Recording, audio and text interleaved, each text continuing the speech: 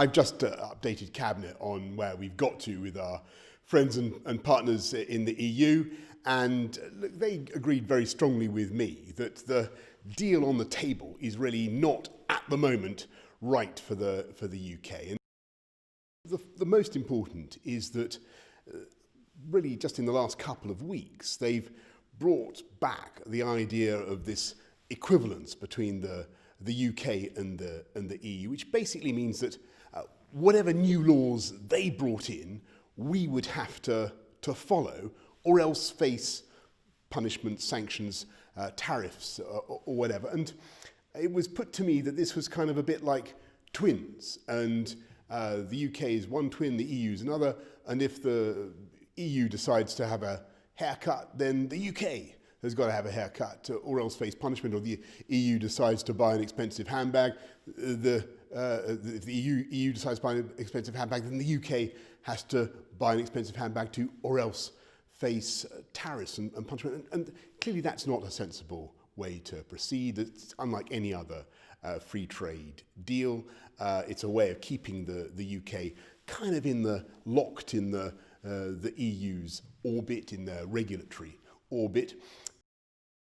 And the second thing, obviously, is fisheries, where many years now after people have voted to leave the EU, we wouldn't still have control of our waters, and that's no good.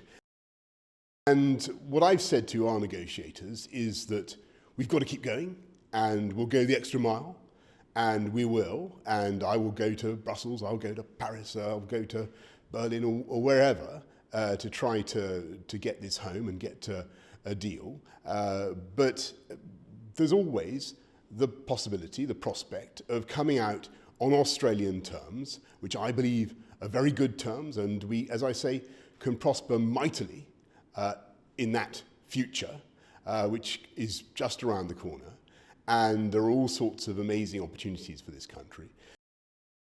And so what I told the Cabinet this evening is to get on and make those preparations. We're not stopping the talks. We'll continue to negotiate, but looking at where we are, I do think it's vital that everybody now gets ready for that Australian option. Well, the UK has been incredibly flexible, and actually last night in Brussels, I want you to know that we tried very hard to make progress on all sorts of things. But what's really made things difficult is just in the last few weeks, last couple of weeks actually, this concept of equivalence, this equivalence clause, keeping the UK locked in, as I say, into the EU's regulatory penumbra. Orbit. That's something that's appeared recently. We don't know quite why it's appeared in that way, and that's really the thing that's made things much more difficult, and I think unnecessarily so. Yes, I do think that we need to be very, very clear. There's now a strong possibility that we will have a solution that's much more like an Australian relationship with the EU than a Canadian relationship with the EU. That doesn't mean it's a bad thing. There are plenty of ways, as I've said, that we can turn that to the advantage of both sides in the conversation. There are plenty of opportunities for the UK. But yes, now is the time for the public and for businesses to get ready for January the 1st. Because believe me, there's going to be change either way.